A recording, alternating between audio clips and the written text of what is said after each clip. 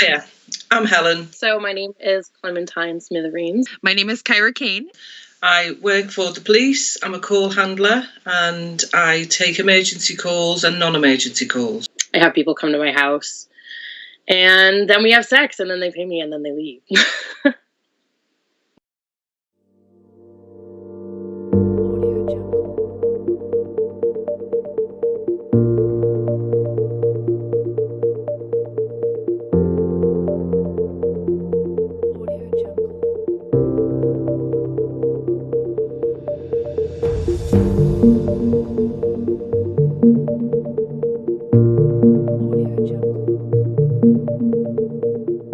Since I am a cam model, that's kind of the realm that I know people, and it's very lonely. You can see a computer all day long, but you're lonely and people can't relate to you as much. And I thought that it'd be nice to have a voice that was there saying, it's okay to be lonely sometimes, but I can give you a hug. This is my full-time job. I run a business. I'm working 12 hours a day. Like 90% of my job is just sitting at a laptop.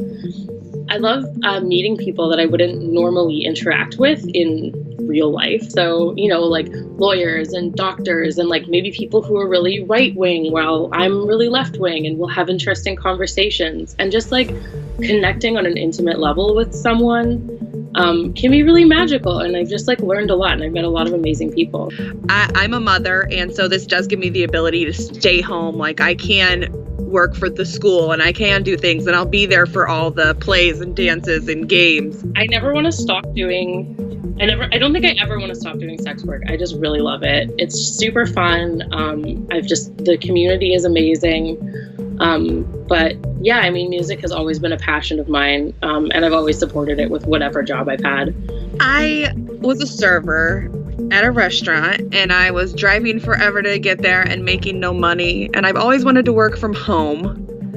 And I saw it one day on like a article of some sort on who knows what kind of website. And I was like, I could try that. I mean, people have always liked my boobs. I could try that. That might work. And I did it one day and I quit my job the next.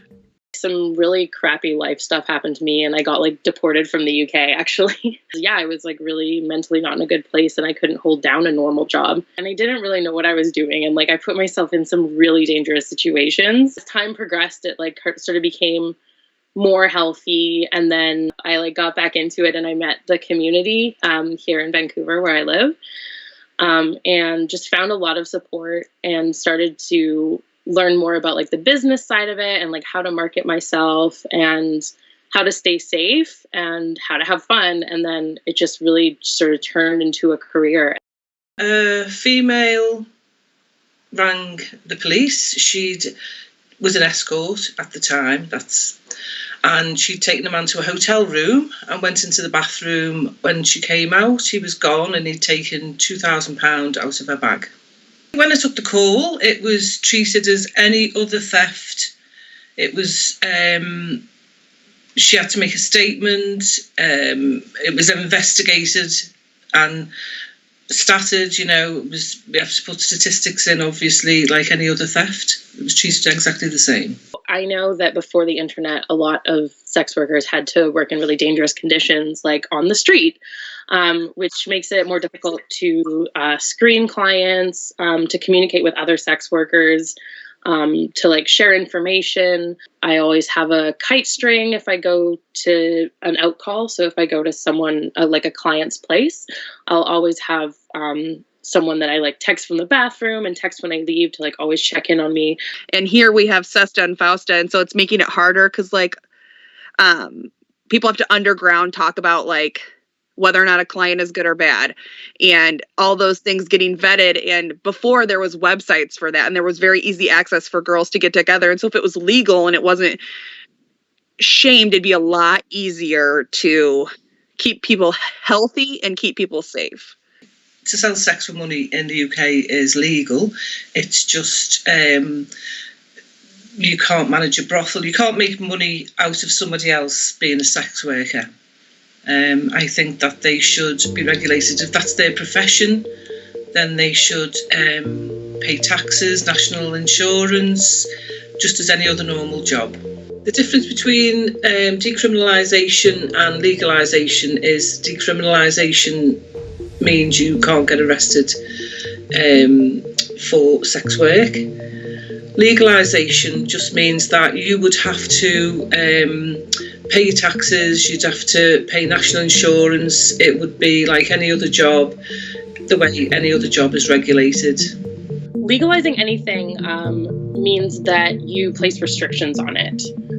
So the idea of placing restrictions on something that's so private and personal as sex work is dangerous, because there are definitely going to be marginalized workers that can't afford to sign up for permits and that kind of thing, or like adhere to specific rules. Whereas if you decriminalize something, you're still legally protected if something happens to you, but you're not placed in this sort of box of like how you can work.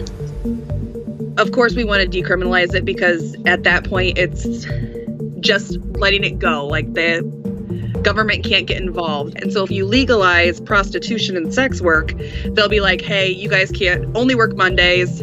You can only do this. You can only do that. And so there doesn't need to be all those other ways for us to be breaking laws when we're not breaking the law.